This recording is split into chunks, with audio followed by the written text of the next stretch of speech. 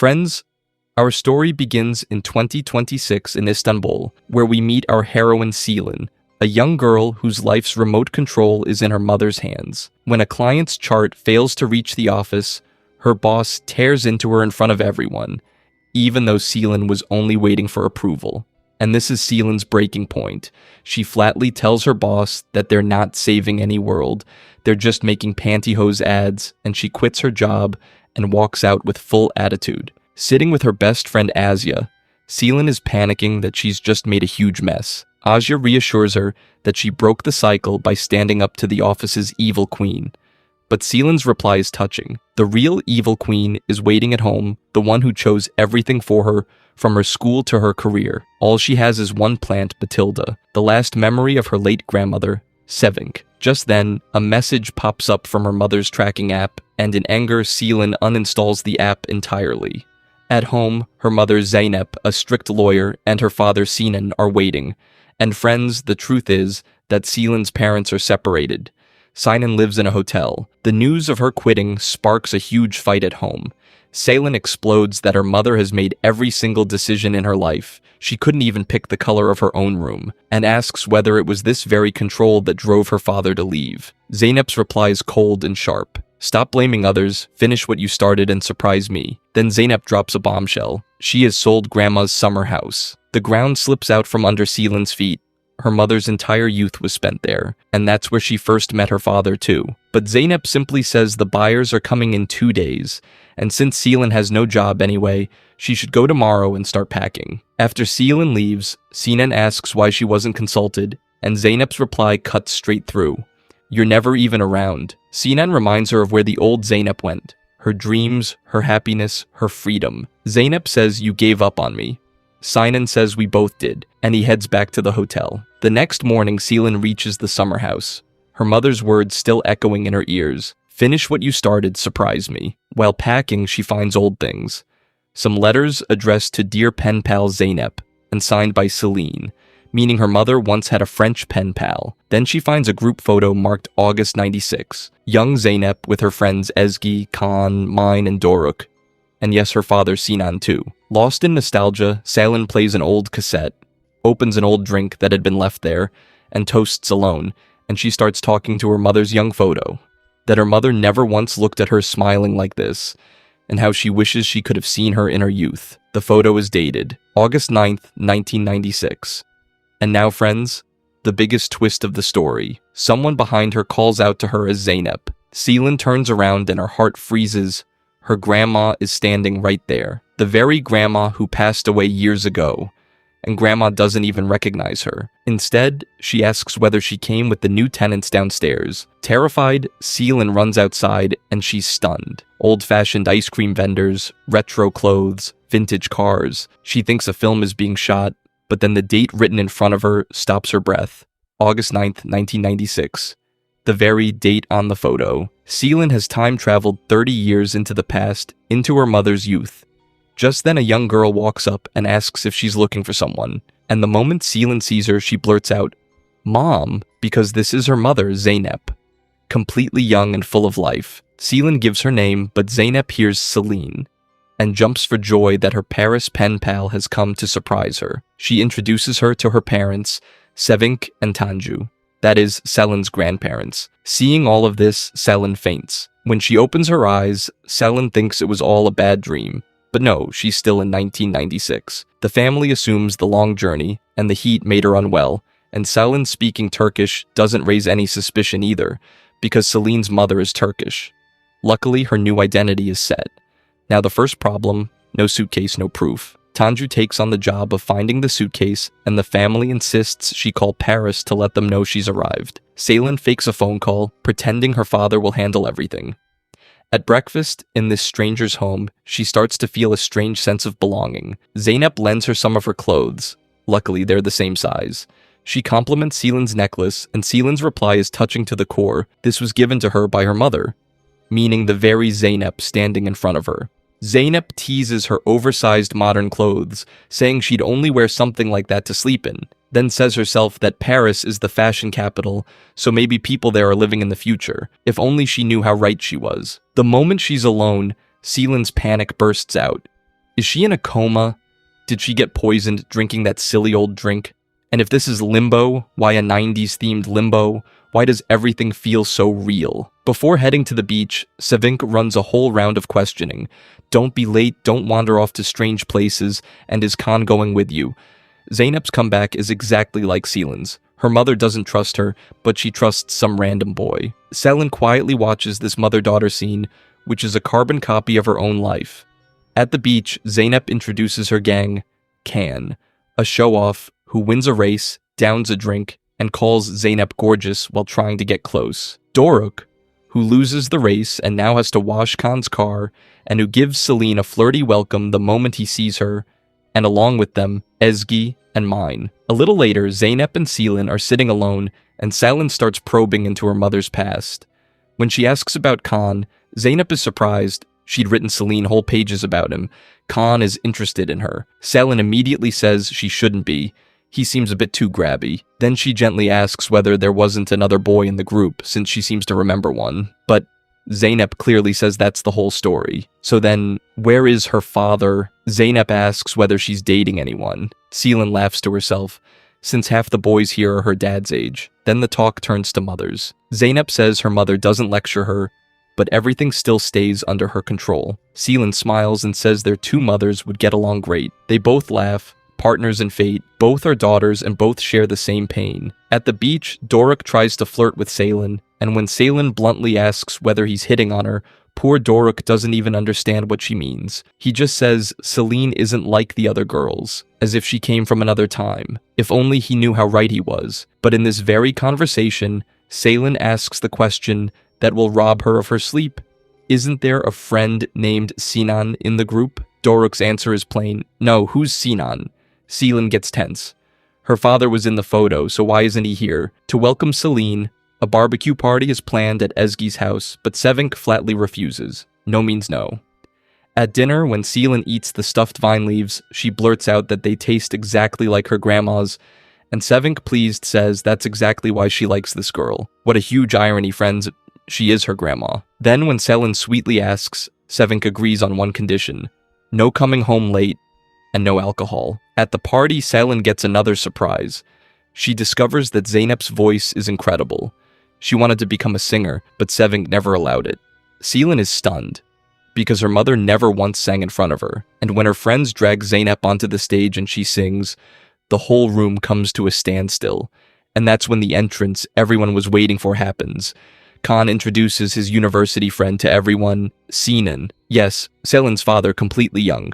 Under her breath, Selin whispers, Dad? And when Sinan and Zeynep's eyes meet for the very first time, Selin understands that her parents' story began on this very night. In conversation, Sinan mentions he's thinking of doing his master's in France, and Selin instantly blurts out, No, you won't. Everyone is startled. Selin quickly covers it up, saying she meant, You don't have a drink in your hand. That's the problem with being someone from the future. You know everything, but you can't say a thing. Sinan asks Zeynep if she studied at a conservatory, but Zeynep tells him she's a law student. Khan's jealousy flares up, and he possessively says Zeynep only sings with him. Sinan's reply wins everyone over. No one should be deprived of a voice like that. He means the public. Meanwhile, it comes up that Zeynep doesn't have a driving license, and the idea forms that Sinan should teach her to drive. Khan doesn't like this one bit. As the party winds down, the sweetest moment of the story arrives. Zeynep forgets her keys, and Sinan comes to return them. A few moments of silence pass between them, a faint smile, and standing off at a distance, Selin's heart swells. She tells herself she's watching her parents' love story begin live, but there's also a fear, is she getting in the middle of it and ruining something? That night, Selin reasons it through and accepts that she really has time traveled. Now she has to watch every step carefully, lest she accidentally erase her own existence. Meanwhile, she finds an old notebook of Sevink's, in which Grandma has written a beautiful poem for her daughter, about a little bird growing up and spreading its wings. There was a poet hidden inside Grandma all along. Just then, Selin's eyes fall on that same old drink, the very bottle she drank from back in 2026. So is this the root of it all? Grandma catches her holding the bottle, makes some linden tea, and sits her down. Over tea, Selin gently says, Trust your daughter, not Khan. But Sevink's reply is like every strict mother's. If she loosened the reins, Zeynep would have gone astray long ago. The next morning, Zeynep takes Selin to her secret spot, the place she comes to for peace, where she listens to the sound of the wind like a melody. There she asks what Selin thought of Sinan. He's attractive, isn't he? Is Selin interested? Selin almost blurts out, No, he's her, then quickly changes the subject, saying she has no interest in such things. Hearing this, Zeynep looks relieved. And then Zeynep reveals her biggest secret. She's secretly preparing for the conservatory admission exam and even taking private lessons.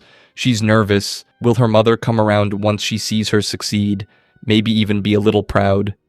Selin encourages her and asks for one promise. Zeynep, never change, always stay just like this. Because only Selin knows what this cheerful girl becomes in the future. At the beach, a game begins between Sinan and Zeynep. Truth or dive. If you don't want to answer a question, you have to dive into the sea and bring back a stone. Sinan asks what her biggest dream is. Zeynep dives instead of answering.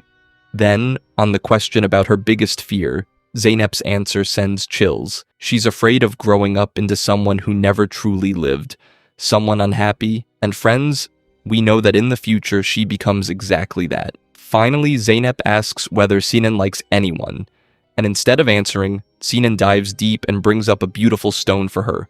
Remember this stone, it'll matter later. And by nightfall, the thing everyone was waiting for happens. A flustered Zeynep comes to Selin saying she's made a mistake. She has fallen in love with Sinan without even realizing how. A relieved sigh escapes Selin, finally. At the same time, she gives Zeynep a clear warning. Stay away from Khan. He's stubborn and arrogant, and he's not part of your story. Zeynep is surprised. How could she know? And Selin just says, I just know.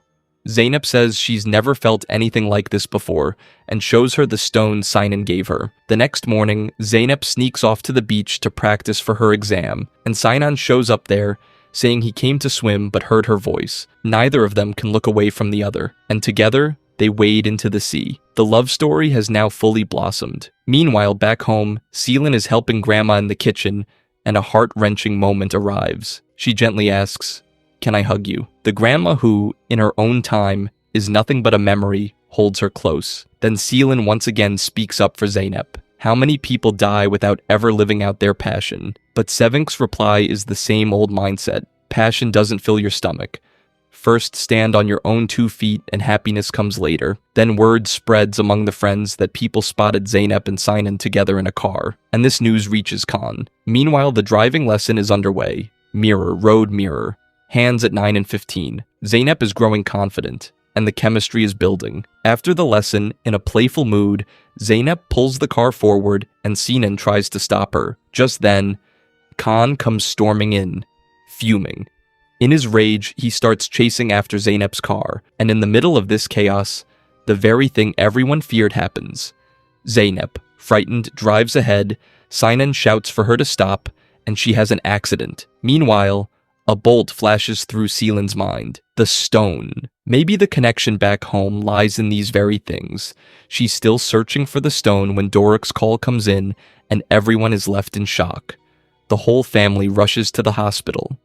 Thankfully, Zeynep has no serious injuries. But Selin drowns in guilt. All of this happened because of her. This is what tampering with the past leads to. Outside, when Khan arrives, a fierce clash breaks out with Sinan. Khan shouts that he loves Zeynep, that he'd do anything for her, and Sinan holds up a mirror to him. You almost got her killed. Is that what love looks like? But friends, who gets scolded once they're home? Zeynep. What was she doing in a car with random boys? And this time even Tanju turns strict, saying no backtalk will be tolerated. Zeynep is banned from going out. She breaks down in front of Selin. That reckless guy nearly got her killed, and somehow it's still her fault. Her mother didn't even ask once if she was okay. Selin's reply comes straight from the heart. I understand you better than you think. You're far braver than I am, so never lose that. Here, Selin proves to be a true friend. She lets Sinan know that Zeynep is waiting for him at home. The two meet, and the confession happens. Zeynep says she's never felt like this before, as if she's complete with Sinan. And Sinan says that now, even if he wanted to, he could never leave her. Another sweet moment in the car, Zeynep finds a little toy hidden inside. which Sinan at first claims belongs to his cousin. But when Zeynep asks its name, the answer comes Zeynep. Sinan admits that he wants to write her name everywhere, that he sees her everywhere he looks. In the morning before the exam, Zeynep breaks down in front of Selin. She can't leave her parents behind. She'll just become a lawyer. And here, Selin gives the speech that is really meant for her own mother. If you don't try today, a voice will haunt you for the rest of your life asking what could have been. The doubts will turn into regrets, and you'll be angriest of all with yourself. Then she repeats her mother's own line, "Finish what you started." And Zeynep leaves for Istanbul with Sinan. At breakfast, the moment the news breaks, there's an earthquake at home. The daughter ran off. Who's Sinan? Selin asks Sevinç whether she has any regrets. The answer is none at all. And then Selin recites the lines of Sevinç's own poem back to her. Sevinç is stunned into silence. Selin simply says, "If even you won't believe in her, how will she ever trust her own wings? Should Zeynep's dreams too be locked away in a drawer?" The exam goes brilliantly. She may have cleared the first round, but Selin says the real test is still ahead. Without mending things with her mother, everything stays incomplete. Mother and daughter embrace. Zeynep says a mother and daughter can never truly be apart. The moment they return home, Sevinç's heart melts over dinner. Now everyone is happy. At night, Zeynep tells Selin that none of this would have happened without her. And the moment she falls asleep, Selin finally finds that same stone. She gathers the things from that night. The stone, the drink, the plant. And when she opens her eyes, she's back in 2026. Selin immediately messages her mother and calls her to the summer house. This conversation had to happen where it all began. And she speaks her truth. She doesn't want the school and the jobs her mother chose for her. She's going to do fine arts no matter what, exactly like her mother once wanted to. Zeynep is shaken. How does she know this? And Selin places Grandma's poem notebook into her hands. And now, the truth Selin never knew. Zeynep had actually been selected into the conservatory, but she couldn't finish. The competition, the workload, and then back to law. Selin came along, but not because of her. She's the most beautiful thing in her life. She was only ever angry with herself, and in that anger, she made her daughter feel guilty. Mother and daughter are just alike. Both of them only wanted to hear one line, "I'm standing right behind you." Zeynep makes a promise. From now on, no matter what, she's with her. In the climax, Selin gets her surprise. The name Zeynep Arsoy is announced from the stage. Years later, Zeynep sings that same old song, and standing in the audience is Sinan. He had missed this voice so much. Now he'll never be far from it again. They both say "I love you," and Selin smiles and says, "Mr. Sinan has worked his magic yet again." So friends, the message is clear. We can never fully understand our parents until we've seen the dreams of their youth and the hearts that once broke. Inside every strict mother is a young girl whose dreams got locked away in some drawer. Now tell me, if you got the chance to step into your parents' youth, what would you ask?